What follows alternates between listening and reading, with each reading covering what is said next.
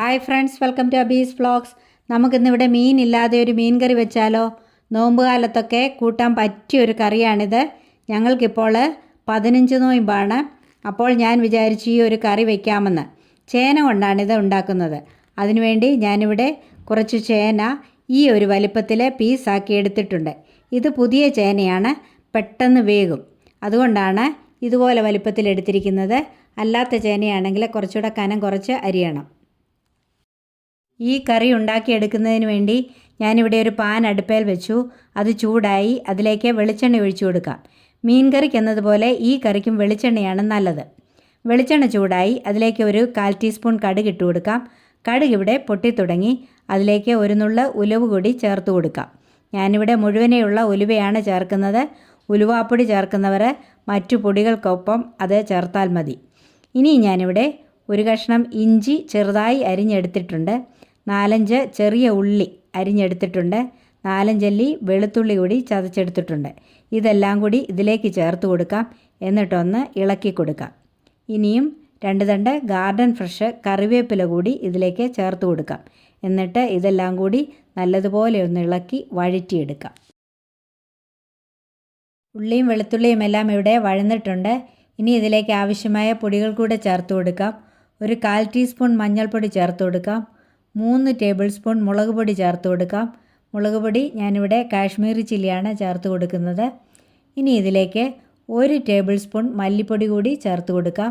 ഞാൻ സാധാരണ മീൻകറി വയ്ക്കുമ്പോഴേ മല്ലിപ്പൊടി ചേർക്കാറില്ല. ഇതെന്നാൽ കൂടുതൽ ദിവസം വെച്ചേക്കാനല്ലാത്തത് കൊണ്ടാണ് മല്ലിപ്പൊടി ചേർക്കുന്നത്. ഇനി നമുക്ക് ഈ പൊടികളുടെ പച്ചമണം മാറുന്നത് വരെ നല്ലതുപോലെ ഒന്ന് ഇളക്കി വഴറ്റിയെടുക്കാം. പൊടികൾ ഇവിടെ വഴന്നു. ഇനി അതിലേക്ക് ആവശ്യമായ ഉപ്പ് കൂടി ചേർത്ത് കൊടുക്കാം. ഇനിയും അതിലേക്ക് കുറച്ച് വെള്ളം കൂടെ ചേർത്ത് കൊടുക്കാം. ഞാനിവിടെ 1 കപ്പ് വെള്ളമാണ് ചേർത്ത് കൊടുക്കുന്നത്. ഇനി ഇത് നല്ലതുപോലെ ഒന്ന് തിളപ്പിച്ചെടുക്കാം. ഇത് തിളച്ച് ഇതിനകത്ത് എണ്ണ തെളിയണം. അതാണ് അതിൻ്റെ പാകം എന്ന് പറയുന്നത്. അരപ്പ് ഇവിടെ തിളച്ച് പറ്റി അതിൻ്റെ എണ്ണയൊക്കെ തെളിഞ്ഞിട്ടുണ്ട്. ഇനി ഇതിലേക്ക് 2 ചുള കുടംപുളി കൂടി ഞാൻ എടുത്തിട്ടുണ്ട്. അതൊന്ന് കട്ട് ചെയ്തെടുത്തിട്ടുള്ളതാണ്.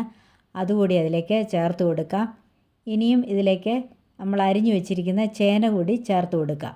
എന്നിട്ട് ആവശ്യത്തിന് വെള്ളം കൂടെ ഒഴിച്ചു കൊടുക്കാം. ചേനയൊന്ന് മുങ്ങാനുള്ള വെള്ളം ഒഴിച്ചാൽ മതി. ഇതിനധികം വേവില്ല. ഇത് ഇന്നലെ കിളച്ച ചേനയാണ്, നമ്മുടെ തന്നെ ചേനയാണ്. അതുകൊണ്ട് പെട്ടെന്ന് വെന്ത് കിട്ടും. ഈ ഒരു പാകത്തിനാണ് വെള്ളം ഒഴിക്കേണ്ടത്. ഇനി നമുക്കിതൊന്ന് അടച്ചു വെച്ചിട്ട് ഹൈ ഫ്ലെയിമിലിട്ട് ഒന്ന് തിളപ്പിച്ചെടുക്കാം.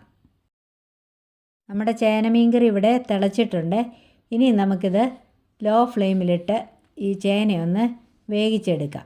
അതിന് വേണ്ടി ഒന്ന് അടച്ചു വെച്ചിട്ട് ഇതൊന്ന് ലോ ഫ്ലെയിമിലാക്കി കൊടുക്കാം. നമ്മുടെ ഈ കറി ഒന്ന് തുറന്ന് നോക്കാം. ഒരുമാതിരി പറ്റിയിട്ടുണ്ട്. ഇനി ഇത് വെന്തോന്നു കൂടി ഒന്ന് നോക്കാം. വെന്തിട്ടില്ല, ഒരല്പം കൂടി വേകാനുണ്ട്. ഈ സമയത്ത് ഉപ്പ് പോരായെങ്കിൽ ചേർത്ത് കൊടുക്കണം. ഇവിടെ ഇപ്പം ഉപ്പ് കറക്റ്റിനുണ്ട്. ഇനി ഇത് ഒന്നുകൂടി അടച്ചു വെച്ച് നമുക്കൊന്ന് വേവിച്ചെടുക്കാം. നമ്മുടെ ചേന മീൻകറി പറ്റിയോന്നൊന്ന് നോക്കാം. പറ്റിയിട്ടുണ്ട്, നല്ല കറക്റ്റ് പാകമാണ്. ഇനിയും ചേനക്കഷ്ണം വെന്തോന്നു കൂടി ഒന്ന് നോക്കാം. ചേനക്കഷ്ണം കണ്ടോ, വെന്തിട്ടുമുണ്ട്. ഈ ചേന കൊളസ്ട്രോൾ കുറയ്ക്കാനായിട്ട് വളരെ നല്ലതാണ്. ഇതിൽ ഒമേഗ 3 ഫാറ്റി ആസിഡ് അടങ്ങിയിട്ടുണ്ട്. ഇത് വെയിറ്റ് ലോസിനും നല്ലതാണ്.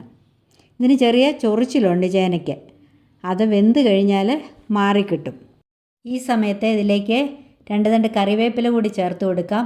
ഒരല്പം പച്ചവെളിച്ചെണ്ണ കൂടി ഒഴിച്ചു കൊടുക്കാം. ചൂട് കറിയിലേക്ക് ഫ്രഷ് കറിവേപ്പിലയും വെളിച്ചെണ്ണയും ഒക്കെ ചേർക്കുമ്പോൾ ഒരു പ്രത്യേക മണവും രുചിയുമാണ്. ഇനിയും ഇത് സ്റ്റൗ ഓഫ് ചെയ്ത് വാങ്ങി വയ്ക്കാം. അപ്പോൾ നമ്മുടെ അടിപൊളി ചേന മീൻ കറി ഇവിടെ റെഡി ആയിട്ടുണ്ട്. കണ്ടോ നമ്മുടെ മീൻ കഷ്ണം. ഇതിൽ ഉപ്പും പുളിയും ഒക്കെ പിടിച്ച് കൂട്ടാൻ നല്ല ടേസ്റ്റാണ്.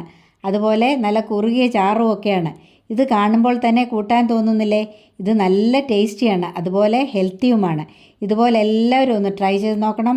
എന്നിട്ട് എൻ്റെ വീഡിയോ ഒന്ന് ലൈക്ക് ചെയ്യണം, കമൻറ്റ് ചെയ്യണം, മറ്റുള്ളവർക്കൊക്കെ ഒന്ന് ഷെയർ ചെയ്ത് കൊടുക്കണം. സബ്സ്ക്രൈബ് ചെയ്യാതെ ആരെങ്കിലും ഉണ്ടെങ്കിൽ ഒന്ന് സബ്സ്ക്രൈബ് ചെയ്ത് സപ്പോർട്ട് ചെയ്യണം. അടുത്തുള്ള ബെല്ലൈക്കൺ കൂടി മറക്കാതെ ഒന്ന് എനാബിൾ ചെയ്യണം. ഇതുവരെയും എനിക്ക് തന്ന എല്ലാ സപ്പോർട്ടിനും നന്ദി. തുടർന്നും എന്നെ സപ്പോർട്ട് ചെയ്യണം. ഇനി മറ്റൊരു വീഡിയോയുമായി കാണാം. Bye bye, take care, thank you, love you all.